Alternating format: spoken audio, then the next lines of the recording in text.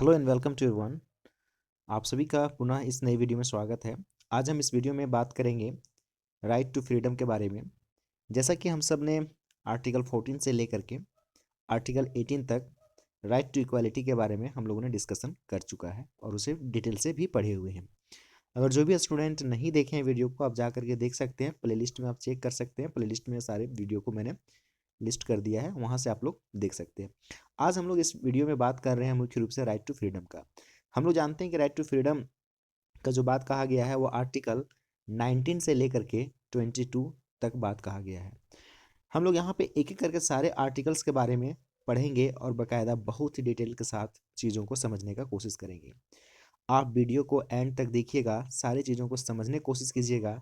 और अगर आप सिविल सर्विस का प्रिपरेशन कर रहे हैं या फिर किसी भी एग्ज़ाम का प्रिपरेशन कर रहे हैं जिसमें कि जीएस आपका इम्पोर्टेंट रोल प्ले करता है, तो आई होप, मैं उम्मीद करता हूं कि आप लोग अपना नोट्स भी बनाते हुए चलें और सारी चीज़ों को नोट डाउन करते हुए चलें। जो भी चीज़ें होगा मैं यहाँ पे मैक्सिमम से मैक्सिमम एफर्ट के साथ मैं आप लोगों को सारी बातों को समझाने का भी कोशिश करूँगा। एक एक वर्ड्स के मीनिंग भी बताते हुए चलूँगा और उसके अंदर छिपे हुए सारे फिलॉसफी को भी समझाने का कोशिश करूँगा। तो सबसे पहले हम लोग बात करेंगे आर्टिकल 19 का, राइट टू फ्रीडम के अंतर्गत। और इसमें बात कहता है प्रोटेक्शन ऑफ 6 राइट्स। यहाँ पे आर्टिकल 19 6 तरीके के राइट्स के प्रोटेक्शंस की बात करता है। Article 19 guarantees to all citizens the 6 rights. यहाँ पे गौर करने की बात है कि ऑल सिटीजन कह रहा है। सिटीजन का मतलब है कि सिर्फ और सिर्फ भारत के नागरिक, जो भारत के नागरिक है उन्हें ही प्राप्त है सिर्फ आर्टिकल 19। क्यों मैं इस तरह से बात को जोर दे करके बता रहा हूँ? क्योंकि बहुत सारे एग्जाम में आपको ऑल सिटीजन या फिर ऑल पर्सन जब रहेगा तो कंफ्यूज हो जाते हैं लोग, और वहाँ पे खास करके पीसीएस के एग्जाम में, और वो ऑप्शन गलत हो जाता है। तो आर्टिकल 19 आपका सबसे पहली बात है कि सिटीजन को प्राप्त है।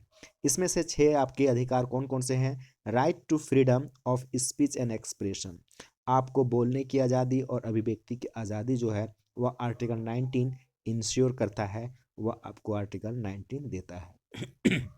नेक्स्ट है आपका right to assemble peaceably and without arms. बिना हथियार का आप सभा कर सकते हैं शांतिपूर्ण तरीके से, यह भी अधिकार आपको आर्टिकल 19 देता है। राइट टू फॉर्म एसोसिएशन, आप एसोसिएशन बना सकते हैं, संगठन बना सकते हैं, यह भी अधिकार जो आपको आर्टिकल 19 से मिलता है। और साथ ही साथ कोई यूनियन भी बना सकते हैं, ट्रेड यूनियन हो, बिजनेस पर्पज से कोई यूनियन हो, एसोसिएशन हो तो बना सकते हैं, या फिर कोऑपरेटिव सोसाइटी का भी आप बना सकते हैं। नेक्स्ट है आपका 4th नंबर में टू मूव फ्रीली, आप मुक्त होकर के थ्रू आउट द कंट्री आप मूव कर सकते हैं, इंडिया में कहीं पर भी भ्रमण आप कर सकते हैं बिना किसी रिस्ट्रिक्शंस का फिलहाल। लेकिन रिस्ट्रिक्शंस कुछ ऐसे होते हैं जो रीजनेबल होता है, उसके बारे में हम लोग बात करेंगे आगे। नेक्स्ट है 5th नंबर में right to reside and settle in any part of the territory of India, Bharat के किसी भी क्षेत्र में आप रिसाइड कर सकते हो और सेटल भी कर सकते हो, यह भी अधिकार आपको आर्टिकल 19 से मिलता है। लास्ट में यहाँ पे 6 है कि right to practice any profession और to carry on any occupation, trade और बिजनेस। यहाँ पे कहा जा रहा है कि आप किसी भी तरीके का बिजनेस करना चाहते हो या कर रहे हो तो उसे आप कैरी कर सकते हो, कंटिन्यू कर सकते हो, और साथ ही साथ यह बात का भी आपको अधिकार दिया जाता है कि आप प्रैक्टिस कर सकते हो, प्रोफेशन कर सकते हो, कैरी कर सकते हो कोई भी ऑक्यूपेशन को, ट्रेड को और बिजनेस को। आगे चलिए हम लोग इस तमाम जो 6 तरीके का जो अधिकार है इसका हम लोग पूरा का पूरा डिटेल से पढ़ेंगे। यहाँ पे हम लोग नेक्स्ट स्लाइड में देखते हैं दोस्त कि ओरिजिनली जब भारत के संविधान को जो हम लोगों ने अडॉप्ट किया था 26 नवंबर 1949 को, उस वक्त हमारे पास आर्टिकल 19 के अंतर्गत टोटल 7 राइट्स हुआ करता था। लेकिन अभी प्रेजेंट टाइम में क्या है? The right to acquire, hold and dispose of property, property right जो आपका आर्टिकल 31 में था, और उसी के अंतर्गत आप देखेंगे कि आर्टिकल 19 में भी आपको आज़ादी था कि फ्रीडम था कि आप होल्ड कर सकते हैं किसी भी प्रॉपर्टी को। तो आर्टिकल 31 को जैसे ही डिलीट किया गया 44वां संविधान संशोधन से, तो आपको आर्टिकल 19 के अंदर मिलने वाला जो राइट था, राइट टू एक्वायर, होल्ड और डिस्पोज करने का, वह भी अधिकार खत्म हो गया। तो प्रेजेंट टाइम में आपके पास, हम सब के पास टोटल कितने अधिकार हैं प्रेजेंट टाइम में? तो 6 अधिकार हैं।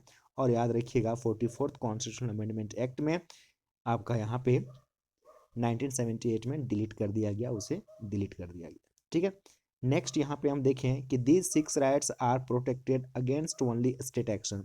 और यह जो आपका 6 अधिकार है अंडर आर्टिकल 19 का, यह आपको किसके अगेंस्ट दिया गया है? स्टेट के एक्शन के अगेंस्ट।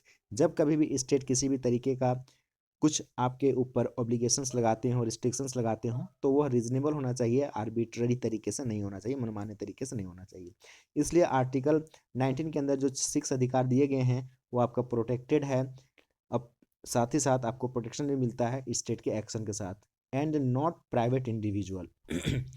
यहाँ पे अगर आप देखें कि moreover these rights are available only to citizens, और यह अधिकार और सिर्फ सिटीजन्स के लिए, जैसा कि पहले भी हम लोगों ने देखा था। And to shareholder of company, और भारत के अंदर जो शेयर होल्डर की कंपनी है उसके लिए, बट नॉट फॉरनर्स और legal person like companies and corporation, इन लोगों के लिए नहीं है। नेक्स्ट यहाँ पे अगर आप देखें कि the state can impose the reasonable restrictions, मैंने आपको क्या बताया कि स्टेट के पास, सरकार के पास यह अधिकार है कि इन तमाम अधिकार को, जो आपके पास 6 अधिकार है, इस पर ऑब्लिगेशन, इस पर रिस्ट्रिक्शंस लगाया जा सकता है, but that restriction should be reasonable. जब आप इंजॉय कर रहे हो अपने 6 राइट्स को, तो आपके 6 राइट्स पर रिस्ट्रिक्शंस लगाया जा सकता है, लेकिन वो ग्राउंड क्या होगा यहाँ पे आप देखेंगे, वह आर्टिकल 19 खुद ही बताएगा। And not on any other ground, वह दूसरा कोई ग्राउंड के आधार पर नहीं, बल्कि बाकायदा खुद ही आर्टिकल 19 ही बताएगा कि ग्राउंड क्या होना चाहिए आपका रिस्ट्रिक्शंस का, और वह रिस्ट्रिक्शंस कभी भी आर्बिट्ररी नहीं होना चाहिए।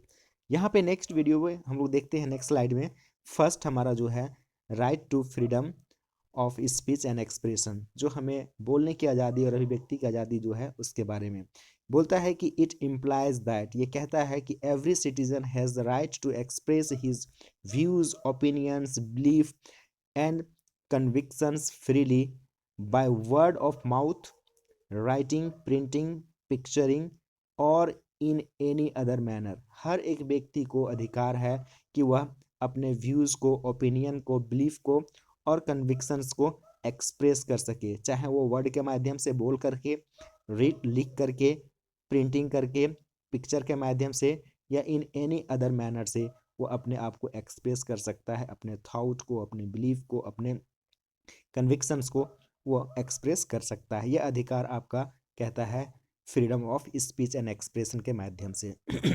नेक्स्ट है आपका सुप्रीम कोर्ट इस मामले में क्या कहता है? Supreme court held that the freedom of speech and expression includes following. Supreme court का कहना है कि इस अधिकार के अंतर्गत और भी चीज़ें इंक्लूड होता है, जैसे आप यहाँ पे देख सकते हैं right to propagate one's view as well as views of other. आप किसी दूसरे के विचार को प्रोपोगेट कर सकते हो, प्रचार प्रसार कर सकते हो और अदर तक पहुंचा सकते हो। यह भी आपका एक किसके अंदर है? स्पीच एंड एक्सप्रेशन के तहत आता है। नेक्स्ट है आपका फ्रीडम ऑफ प्रेस, जो आपकी प्रेस की आज़ादी है, लिखने की, छापने की, मीडिया में दिखाने की, ये तमाम चीज़ों का अधिकार आर्टिकल 19 के तहत है। नेक्स्ट है आपका सी नंबर में कि फ्रीडम ऑफ कॉमर्शियल एडवर्टीजमेंट, जितने भी कॉमर्शियल एडवर्टीजमेंट है वह भी आपका आर्टिकल 19 के अंदर आता है। ये तमाम जो कैनोटेशंस है, इन तमाम चीज़ों को बताया सुप्रीम कोर्ट ने।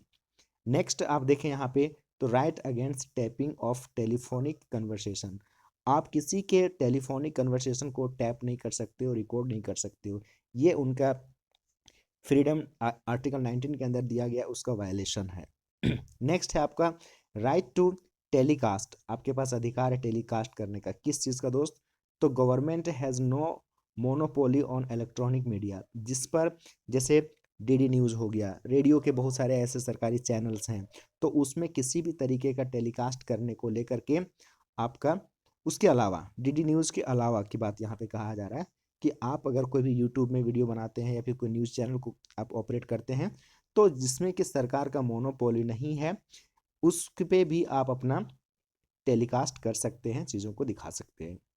ये आपका आर्टिकल 19 के अंदर है। नेक्स्ट है आपका राइट अगेंस्ट बंद कॉल्ड बाय पॉलिटिकल पार्टी और ऑर्गेनाइजेशन, आपको यहाँ पे अधिकार जो है इसके अगेंस्ट है, बंद के अगेंस्ट, जो आपका पॉलिटिकल पार्टी के द्वारा या किसी ऑर्गेनाइजेशन के द्वारा घोषित किया जाता है वह भी। नेक्स्ट है right to know about government activities. आपके पास यह अधिकार है, सूचना का अधिकार, जैसे आप जानते हैं राइट टू इंफॉर्मेशन एक्ट वगैरह। तो आपको जानने का अधिकार है, क्या जानने का, कि गवर्नमेंट का क्या एक्टिविटीज़ है, क्या काम कर रही है, किस तरह से काम कर रही है, तमाम चीज़ें। Right of freedom of silence, आपको चुपचाप या शांत रहने की भी आपकी आर्टिकल 19 के अंदर ये आज़ादी दिया जाता है। नेक्स्ट है आपका right against imposition of pre censorships on newspaper.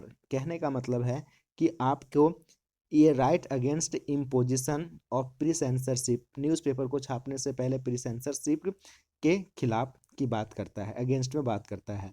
Next है आपका right of demonstration of picketing but not right to strike. आप प्रदर्शन कर सकते हैं, आप रैलियां निकाल सकते हैं, पिकेटिंग कर सकते हैं लेकिन आप स्ट्राइक नहीं कर सकते। स्ट्राइक करने पर आपका ये यहाँ पे मनाही करता है आर्टिकल 19। नेक्स्ट है आपका कि state can impose reasonable restrictions. मैंने पहले भी कहा कि आपको जो भी अधिकार दिया गया है इस पर सरकार रिस्ट्रिक्शंस लगा सकती है। On the exercise of freedom of speech and expression, आपके बोलने पर और एक्सप्रेशन पर भी सरकार रीजनेबल रिस्ट्रिक्शंस लगा सकती है। कब लगा सकती है, वो ग्राउंड क्या होना चाहिए, ध्यान से देख लीजिए।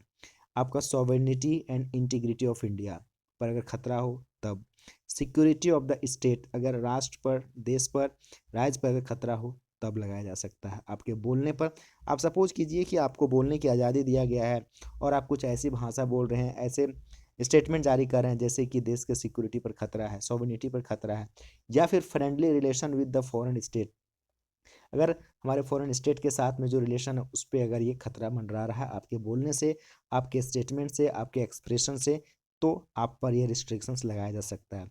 पब्लिक ऑर्डर अगर ख़राब हो, जैसे मान लीजिए आपने किसी कम्युनिटी के बारे में कुछ बोल दिया, भड़काऊ बयान दे दिया, तो उस पर भी आपके रिस्ट्रिक्शंस लगाए जा सकते हैं। डिसेंसी और मोरालिटी के आधार पर, कंटेम्प्ट ऑफ कोर्ट, डिफेमेशन, मानहानि और इंसाइटमेंट टू ऑफेंस, इन तमाम चीज़ों पर आप पर रिस्ट्रिक्शंस लगाया जा सकता है। नेक्स्ट हम लोग यहाँ पे देखें कि आर्टिकल 19 के अंदर ही फ्रीडम ऑफ असेंबली की बात कहा जाता है। फ्रीडम ऑफ असेंबली कहने का मतलब है कि आपको सभा करने की जो आज़ादी है वह भी आपका आर्टिकल 19 के अंदर है। तो यहाँ पर भी एवरी सिटीजन की बात ही कहा गया है। राइट टू असेंबल, आपको असेंबल होने के अधिकार है। पीसेबली एंड विदाउट आर्म्स, बिना हथियार का आप पीसेबली तरीके से असेंबल हो कर सकते हैं, सभा कर सकते हैं। इसमें इंक्लूड होता है right to hold public meeting, आप पब्लिक मीटिंग को होल्ड कर सकते हो, डिमॉन्स्ट्रेशन कर सकते हो, टेक आउट प्रोसेशंस, आप रैलियां भी निकाल सकते हो, प्रदर्शन भी कर सकते हो। कंडीशन क्या है यहाँ पे कि this freedom can be exercised only on public land, जो पब्लिक ग्राउंड है, पब्लिक लैंड है, वहाँ पे ही। क्लियर बात कहता है आर्टिकल 19। असेंबली, अब आप बोलेंगे कि सर मैं किसी प्राइवेट का लैंड में करूँ, तो आप कर सकते हो, लेकिन वहाँ से कोई ऑब्लिगेशंस, कोई वहाँ से शिकायतें नहीं आना चाहिए। वैसे आमतौर पर आर्टिकल 19 सिर्फ और सिर्फ कहता है कि आप कोई भी सभा करते हो, कोई मीटिंग करते हो, कोई डेमोन्स्ट्रेशन करते हो, कोई आंदोलन करते हो, कोई प्रदर्शन करते हो, तो वो होना चाहिए पब्लिक लैंड पर। And assembly must be peaceful and unarmoured, आप हथियार के साथ नहीं और शांतिपूर्ण तरीके से असेंबली करने की बात कहता है आर्टिकल 19 के अंदर फ्रीडम ऑफ असेंबली। नेक्स्ट है कि this provision does not protect, ये प्रोविजन आपको प्रोटेक्ट नहीं करेगा, सुरक्षा नहीं देगा। किस मामले में, कि आप वायलेंट कर रहे हो, डिसऑर्डरली, आप ऑर्डर को ख़राब कर रहे हो, रियोट, उसके बाद असेंबलीज, रियोट असेंबली, जैसे आप दंगे फसाद कर रहे हो सभा में, और one that cause breach of public peace, और आपके सभा से अगर पब्लिक का जो पीस है वो अगर ब्रीच हो रहा है, तो टूट रहा है, तो भंग हो रहा है, तो, और वन दैट इन्वॉल्व्स आर्म्स, और अगर उसमें आर्म्स इन्वॉल्व हैं तो भी आपको ये प्रोटेक्ट नहीं करेगा। लास्ट में इसी में क्या कहा जाता है कि this right does not include, और यह राइट जो है इंक्लूड नहीं है आपका राइट टू स्ट्राइक।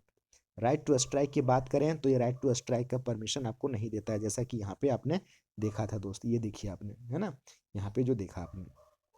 नेक्स्ट हम लोग यहाँ पे देखें कि कुछ आपके सर्टेन या फिर स्पेसिफिक रीजनेबल रिस्ट्रिक्शंस भी गवर्नमेंट इम्पोज कर सकती है, और उसके ग्राउंड क्या होंगे, तो वही बात है आपका sovereignty and integrity of India and public order including the maintenance of traffic in area concern. Next है आपका कि अंडर सेक्शन 144 जो आपका सीआरपीसी में 144 सेक्शन है उसके बारे में, जैसे कि आप लोगों ने कभी सुना भी होगा कि यहाँ पे इस एरिया में 144 धारा लागू है, और 144 धारा जब लागू होता है तो वहाँ पे 5 या 5 से अधिक लोग इकट्ठा नहीं हो सकते हैं। लेकिन अब ये जो सीआरपीसी है नए कानून के मुताबिक ये हो गया है भारतीय नागरिक सुरक्षा संहिता 2023, और उसमें से जो सेक्शंस की बात कहा जाता है वह सेक्शन है 163। ये वेरी वेरी इंपॉर्टेंट, याद रखिएगा, क्वेश्चन आपका ऑब्जेक्टिव में कभी पूछा जाए करंट अफेयर से तो भी ये इंपॉर्टेंट है। यहाँ पे अगर देखते हैं कि 144 धारा क्या कहता है, तो 144 धारा कह लीजिए या फिर धारा 163 BNSS का कहता है कि पावर टू इशू, इसमें पावर दिया गया इशू करने का order in urgent case of nuisance और एप्रीहेंडेड डेंजर, अगर लगता हो कि यहाँ पर कुछ खतरा हो सकता है, कुछ यहाँ पे दंगा हो सकता है, तो उस केस में उस एरिया में उस जगह पे 144 धारा लागू किया जा सकता है। और ये लागू कैसे होगा, ये मजिस्ट्रेट के पास पावर होता है। Restrain and assembly meeting procession if there is a risk of obstruction annoyance और डेंजर टू ह्यूमन लाइफ, अगर ह्यूमन लाइफ के लिए अगर दिक्कत की बात है, हेल्थ की बात है, सेफ्टी की बात है, डिस्टर्बेंस की बात है, पब्लिक ट्रैंक्विलिटी और दंगे फसाद और अफरा तफरी मचने की अगर बात है, तो वहाँ पर 144 धारा लगाया जा सकता है, यानी धारा 163 लगाया जा सकता है BNSS के अकॉर्डिंग। नेक्स्ट यहाँ पे अगर बात करें, अगर उसमें लगाया जाता है तो इसमें क्या प्रोसेस कहा जाता है कि अंडर सेक्शन आपका 141 141 इंडियन पिनल कोड 1860 के अकॉर्डिंग, यहाँ पे अब जो इसका नाम चेंज हो गया है भारतीय न्याय संहिता BNS, अब इसका नाम कर दिया गया है BNS जो आपका 2023 का है। इसमें कहा जाता है कि अनलॉफुल असेंबली की बात कहा जाता है, अगर आपने अनलॉफुल असेंबली अगर आपने ऑर्गेनाइज किया है तो वह आपका एक प्रकार से ऑफेंस कहलाएगा।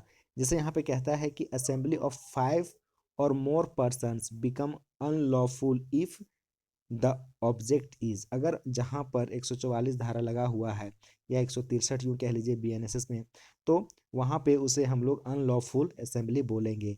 और इस को कब कहा जाएगा, क्या ऑब्जेक्ट होगा, to resist the execution of any law और लीगल प्रोसेस, लीगल प्रोसेस को एग्जीक्यूट कराने के लिए, और साथ ही साथ आप यहाँ पे समझ सकते हैं कि एग्जीक्यूशंस के लिए बात यहाँ पे कहा जा रहा है कि to forcibly occupy the property of someone, आप लोग देखते होंगे कभी कभी होता क्या है कि किसी के प्रॉपर्टी में कोई दूसरा आदमी कब्जा कर लिया है, तो वहाँ पे SDM रैंक का अधिकारी, मैजिस्ट्रेट रैंक का अधिकारी उसमें 144 धारा लागू कर देता है कि इसमें कोई भी काम नहीं होगा जब तक कि इसका पूरा का पूरा डिक्लेयर डिसीजन कोर्ट के माध्यम से या फिर नहीं हो जाता तब तक। टू कमिट एनी मिसचेफ और क्रिमिनल ट्रांसपास, अगर किसी जगह पर अगर क्रिमिनल दंगे फसाद का ट्रेसपास है या मिसचीफ है वहाँ पर भी। To force some person to do an illegal act, उस केस में भी। नेक्स्ट है यहाँ पे कि थ्रेटन द गवर्नमेंट और its officials on exercising lawful power, अगर कोई भी ऑफिसर्स या ऑफिशियल्स या गवर्नमेंट अगर किसी भी तरीके का लॉ को इम्प्लीमेंट कर रही है पावरफुल तरीके से लॉफुल चीज़ों को, और वहाँ पे अगर किसी भी तरीके का थ्रेटन है, धमकी है, खतरा है, तो वहाँ पर भी ये चीज़ें आपका क्या माना जाएगा, अनलॉफुल माना जाएगा। नेक्स्ट यहाँ पे अगर देखें दोस्तों तीसरा में क्या कहता है कि फ्रीडम ऑफ एसोसिएशन का, आपको एसोसिएशन बनाने का भी अधिकार है, और एसोसिएशन में जब बनाया जाएगा तो हर एक नागरिक को प्राप्त है यहाँ पे, और इसमें आप किसी भी तरीके का एसोसिएशन बना सकते हो, यूनियन बना सकते हो, कोऑपरेटिव सोसाइटी भी बना सकते हो। इंक्लूड यहाँ पे क्या कहा जाता है कि right to form political parties, companies, partnership firm, societies, club, organization, trade union और एनी बडी ऑफ पर्सन, किसी भी तरीके का समूह आप बना सकते हो। It not include the right to start association और यूनियन, और याद रखिएगा इसमें स्टार्ट करने की बात नहीं कहता है, यहाँ पे कहता है कि आपको फॉर्म करने का, एसोसिएशन बनाने का अधिकार की बात करता है। Right to start an association और union but also to continue, यहाँ पे कहने का मतलब है कि न सिर्फ आप किसी भी एसोसिएशन को बना सकते हो बल्कि आप कंटिन्यू भी कर सकते हो उसे बनाने के बाद विद द एसोसिएशन और यूनियन एज सच, जो भी यूनियन या आपने ऑर्गेनाइजेशन बनाया है उसको बनाने के साथ साथ आप उसे कैरी फॉरवर्ड भी कर सकते हो, आगे कंटिन्यू कर सकते हो। यह भी अधिकार आपको फ्रीडम ऑफ एसोसिएशन में कहा जाता है। नेक्स्ट है कि further it covers the negative right of not to form और ज्वाइन एनी एसोसिएशन और यूनियन। आपको तो बनाने का अधिकार दे दिया गया और आपको कंटिन्यू करने का भी अधिकार दे दिया गया, लेकिन इसमें कुछ नेगेटिव राइट्स भी आपको दिए गए हैं जो कि आप नहीं बना सकते एसोसिएशन। उसमें रीजनेबल रिस्ट्रिक्शंस लगाया जाता है जैसे impose on exercise of this right, the state can impose reasonable restrictions on such ground. पहला, sovereignty and integrity of India, public order and morality. Subject to these restrictions, क्या subject होता है restrictions का? The citizen have the complete liberty, उसके पास तो liberty है, complete liberty to form association और unions for pursuing lawful objective and purpose. आपके पास जो भी आप बनाएंगे संगठन, उसका क्या है, लॉफुल तरीके से होना चाहिए और आपका लॉ को वायलेट नहीं करना चाहिए। However, the right to obtain recognition of association is not the fundamental rights। आपने मान लीजिए, सपोज कीजिए आपने कोई भी ऑर्गेनाइजेशन को बनाया, लेकिन ऑर्गेनाइजेशन का आपको रिकॉग्निशन मिलेगा या नहीं मिलेगा ये आपका फंडामेंटल राइट्स के अंदर नहीं आता। वेरी वेरी इंपॉर्टेंट, याद रखिएगा पीसीएस की जो तैयारी कर रहे हैं स्टूडेंट वे। आप ऐसा नहीं बोल सकते हैं कि मैंने तो संगठन बना लिया है, अब मैं ऑफिस में आया हूँ रजिस्ट्रेशन करवाने के लिए, आप मुझे रिकॉग्नाइज करो, ये आपका फंडामेंटल राइट्स नहीं है। आपका एसोसिएशन बनाना, आप जो क्राइटेरिया है उसको अगर फिलफुल करेंगे तो फिर उसको रजिस्टर किया जाएगा, आपको रिकॉग्निशन मिलेगा। नेक्स्ट है कि सुप्रीम कोर्ट क्या कहता है इस मामले में कि trade union have no guaranteed right to. अब मान लीजिए कुछ ऐसे यूनियन हैं जो बनाया जाता है, जैसे मजदूर संघ हो गया कंपनीज में, तो वहाँ पे उनका ये काम नहीं है कि वो बार्गेनिंग करे इफेक्टिव तरीके से और स्ट्राइक करे, और right to declare the lockout, वो पूरा का पूरा हड़ताल घोषित कर दी, क्योंकि कंपनी फिर काम नहीं कर पाएगी ढंग से वो। तो उसके लिए क्या कहता है कि राइट टू स्ट्राइक को कंट्रोल करने के लिए, मैनेज करने के लिए एन अप्रोप्रिएट इंडस्ट्रियल लॉ के अकॉर्डिंग वो मैनेज कर सकते हैं। आई होप समझ में आ रहा होगा। फ्रीडम ऑफ मूवमेंट की अगर हम बात करें दोस्तों, फ्रीडम ऑफ मूवमेंट में कहा जाता है कि this freedom entitled every citizen, हर एक सिटीजन के लिए है, to move freely throughout the territory of country. Bharat के किसी भी क्षेत्र में आप घूम सकते हैं।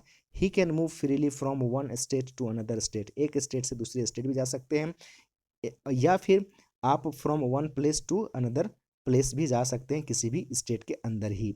नेक्स्ट यहाँ पे कहा जाता है कि the right underline the idea that idea is one unit so far as citizen are concern, thus the purpose is to promote national feelings and not parochialism. एक प्रकार से पैरोसियलिज्म का मतलब है कि क्षेत्रवाद को या स्थानीयता को ना देखते हुए, अपने राज्य को सिर्फ बढ़ावा ना देते हुए, बल्कि नेशनलिज्म के फीलिंग्स को बढ़ावा देने के लिए यह जो आर्टिकल है हमारा फ्रीडम टू मूवमेंट का, ये आपको फ्रीडम ऑफ मूवमेंट का जो है वो नेशनलिज्म के फीलिंग्स को प्रमोट करता है। The ground for the imposition of the reasonable restrictions क्या क्या है?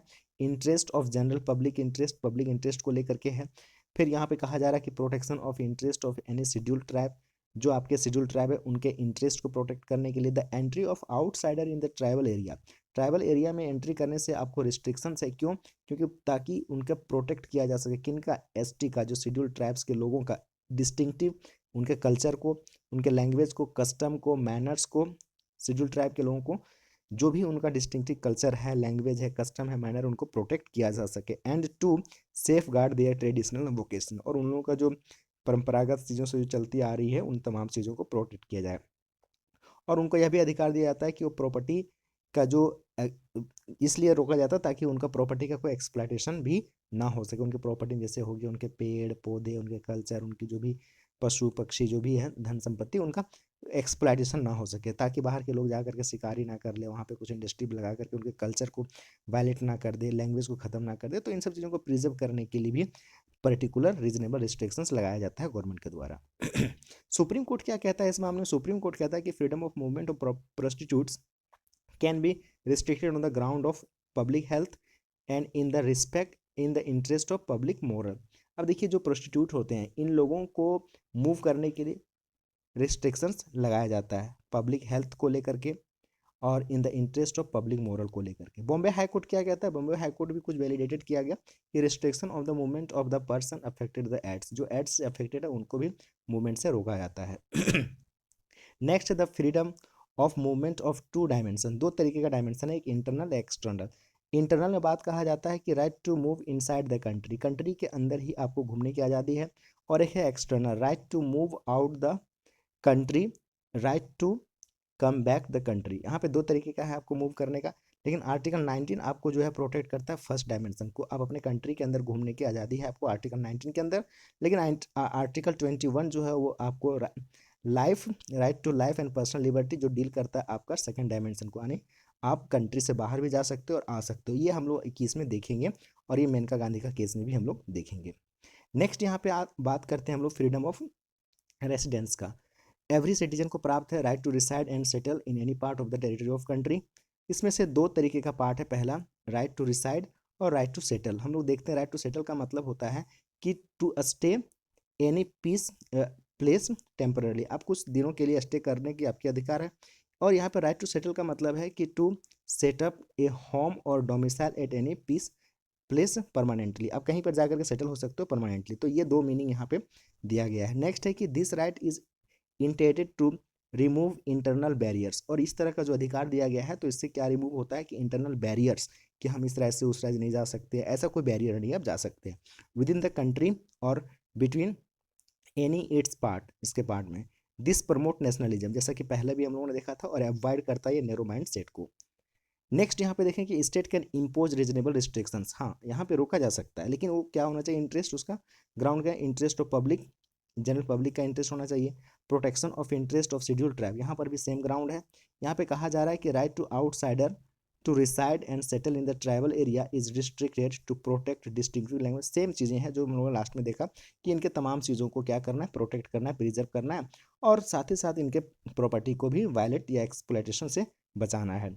अब यहाँ पे कहा जा रहा है कि in many part of the country the tribal have been permitted to regulate their property right in accordance with their customary rules and law. आपको बताना चाहूँगा कि कहीं कहीं पर SC ST का जो इलाका है, ST का इलाका, वहाँ पे अपने प्रॉपर्टी को रेगुलेट करने के लिए उन लोगों को खुद का अधिकार दिया जाता है, ताकि आप अपने से रेगुलेट कर सकें अपने कस्टमरी लॉ के अनुसार या कस्टमरी रूल के अनुसार आप रेगुलेट कर सकते हैं।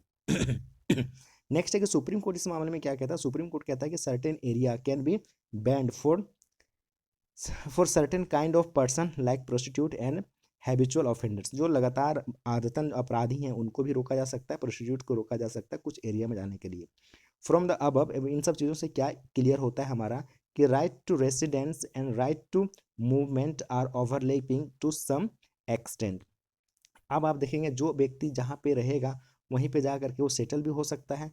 तो यहाँ पे कह रहा है कि right to residence and right to movement जो है एक प्रकार से हमारा ओवरलैप करता है। जब लोग मूव करेंगे तो वहाँ पे रिसाइड भी करेंगे, तो ये कॉन्टेक्स्ट जो है हमारा ओवरलैपिंग करता है, और both are complementary to each other. क्योंकि देखिए अब जो भी व्यक्ति कहीं रहना चाहेगा तो पहले वो मूव करेगा तभी तो रहेगा दूसरी जगह सेटल जा करके। तो यहाँ पे वही बात कर रहा है कि ओवरलैपिंग करता है, और ये दोनों एक दूसरे का क्या है, कॉम्प्लीमेंट्री है। आई होप ये समझ में आ रहा होगा चीज़ें। नेक्स्ट और लास्ट हमारा जो है दोस्त वो है फ्रीडम ऑफ प्रोफेशन और ETC। ऑल सिटीजन को प्राप्त है, याद रखना है, right to practice any profession और to carry on any occupation trade business. This right wide, very wide, और ये प्रोफेशन या ये राइट जो है हमारा बहुत ही वाइड है, और ये कवर करता है all mean of earning one's livelihood. हर एक व्यक्ति अपने जीवन को, लाइवलीहुड को चलाने के लिए, और इन तमाम चीज़ों को, मीनिंग को कवर को करता है और अपने में एक वाइड एंगल रखता है। नेक्स्ट हम देखें कि state can impose the reasonable restrictions. सरकार के पास ये भी अधिकार है कि वो इसमें भी, प्रोफेशन में भी, आप बिजनेस कर रहे हैं, कुछ भी कर रहे हैं, तो उसमें एक रीजनेबल रिस्ट्रिक्शंस लगाया जा सकता है। लेकिन ग्राउंड क्या होना चाहिए उसके बारे में हम लोग देखेंगे। क्या बोल रहा है कि exercise of this plan right in the interest of general public, general public के इंटरेस्ट पर। Further the state can empowered, अब सरकार के पास भी ये पावर है कि वो रिस्ट्रिक्शन सब लगाए तो किस तरह से, कि वो प्रिस्क्राइब कर सकते हैं किसी प्रोफेशनल या टेक्निकल क्वालिफिकेशन को। सपोज कीजिए आपको इंजीनियरिंग में जॉब लगना है और आप मेडिकल किए हुए, तो वहाँ पे तो भाई आप बोलोगे कि नहीं हमको प्रोफेशन करने का अधिकार है, तो मैं भी वहाँ पे जाके कर सकता हूँ, और ज़रूरत वहाँ पे इंजीनियर का है। आप डॉक्टर नहीं है, आप इंजीनियर बनना चाहते हो डॉक्टर, तो आप नहीं बन सकते। तो एक प्रकार से आप जैसे मान लीजिए लॉयर बनना चाहते हो, तो लॉयर के लिए जो लॉयर की पढ़ाई की है तो उसके प्रोफेशन के लिए, टेक्निकली क्वालिफिकेशन को वो नेसेसरी कर सकते हैं प्रैक्टिसिंग प्रोफेशन और carry on the occupation trade और बिजनेस के लिए। Carry on itself any trade business industry service whether the exclusion complete और partially of citizen of otherwise. किसी भी तरीके का अगर आप बिजनेस को कर रहे हैं, इंडस्ट्री चला रहे हैं, ट्रेड चला रहे हैं, सर्विस कर रहे हैं, तो हमारी सर्विस आप देना है आपको, और मान लीजिए कि आपके पास वो स्किल्स नहीं है, तो उसके लिए भी आपके पास कुछ ना कुछ आपके पास वो डिग्री, क्वालिफिकेशन, स्किल्स होना बहुत जरूरी है। तो इस सब चीज़ों पर भी किया जा सकता है। To exclusion the complete and partially to the citizen. Next है यहाँ पे 10 नो ऑब्जेक्शन, लेकिन यहाँ पे कोई भी ऑब्जेक्शन नहीं होगा, कैन बी मेड नहीं किया जाएगा। कब? जब स्टेट कैरी करता है किसी भी ट्रेड को, बिजनेस को, इंडस्ट्री को, सर्विस को, और जहाँ पर ये आइदर मोनोपोली हो या कंप्लीटली हो या पार्सली हो, तो वहाँ पे to exclusion of the citizens all और सम वन ओनली और in competition with any citizen. यहाँ पे ध्यान रखना है कि उस टाइम हम इस चीज़ को क्लेम नहीं कर सकते हैं जब ट्रेड कौन कर रहे हो, स्टेट कर रहा हो उस वक्त में। The state is not required to justify its monopoly, और स्टेट को ये जरूरत भी नहीं है अपने आप को जस्टिफाई करें, अपने आप को मोनोपोली वाली चीज़ों को। The right does not include, और ये अधिकार नहीं है कि इस अधिकार के अंदर ये चीज़ इंक्लूड नहीं होता है कि right to carry on profession और बिजनेस और trade occupation in immoral trafficking in women और children, dangerous harmful drugs and explosive. आप सपोज कीजिए आपने बोला सर मुझे तो बिजनेस करने का अधिकार है, ट्रेड करने का अधिकार है, ठीक है मैं कर लेता हूँ, लेकिन आप यहाँ पे इमोरल चीज़ नहीं कर सकते। सपोज कीजिए कि आपने एक ऐसा एजेंसी बना लिया जिसमें कि महिलाओं को बेचने का, बच्चों को बेचने का, आपने बोला कि मेरा तो ट्रेड चलता है, हम तो बच्चों को बेचेंगे, तो ये इस पर रिस्ट्रिक्शंस है, इन सब चीज़ों पर नहीं कर सकते। डेंजर चीज़ें जैसे मान लिया हार्मफुल ड्रग्स वगैरह, कुछ जिस ड्रग्स में रिस्ट्रिक्शंस है उसको आप नहीं बेच सकते हो। तो कुछ एक्सप्लोसिव चीज़ें हैं, बम बारूद वगैरह, तो उसे आप नहीं बेच सकते हो। अगर इन तमाम चीज़ों को अगर सेल करना हो तो उसके लिए सरकार रेगुलेट करती है, और इन सब चीज़ों पर कंप्लीटली वो प्रोहिबिट कर सकती है, लगाम लगा कर रोक सकती है। अगर इन सब तमाम चीज़ों को, एक्सप्लोसिव चीज़ें हो गया, ड्रग्स हो गया, तो इन सब चीज़ों को बेचने के लिए एक प्रकार से सरकार जो है वो रेगुलेट कर सकता है थ्रू लाइसेंसिंग के थ्रू। तो ध्यान रखना है कि आपका इमोरल नहीं होना चाहिए और डेंजरस चीज़ें नहीं होना चाहिए। अब मान लीजिए ड्रग्स हो गया या फिर किसी भी चीज़ों को जो रिस्ट्रिक्टेड चीज़ें हैं उसको अगर बेचना है तो सरकार उसको लिए आपको लाइसेंस प्रोवाइड करेगी और उसके अकॉर्डिंग कर सकते हैं। आई होप ये आर्टिकल 19 के अंदर जो भी बातें था आपको समझ में आ गया होगा। आर्टिकल 19 को हम लोगों ने कंप्लीट एम लक्ष्मीकांत से सारा कंप्लीट कर लिया है। सारी बातें आपको समझ में आ गया होगा, और जो भी चीज़ें हैं आपको मैं बताने की कोशिश कर रहा हूँ, अब बाकायदा बहुत ध्यान से तैयारी करते रहिए और समझते रहिए, नोट्स बनाते रहिएगा। नोट्स बनाना बहुत ज़रूरी है और इसे अंडरस्टैंड करते रहिए। मिलते हैं कोई नई वीडियो में, तब तक आप लोग चैनल में बने रहिए। चैनल को सब्सक्राइब नहीं किया तो कर लीजिएगा और बेल आइकन को भी हिट कर लीजिएगा। वीडियो पसंद आया तो लाइक ज़रूर कीजिएगा, और कोई सवाल हो तो कमेंट्स भी जरूर कीजिएगा। मिलते हैं कोई नई वीडियो में, तब तक आप सभी का शुक्रिया। Thank you very much. All the best आप सभी को।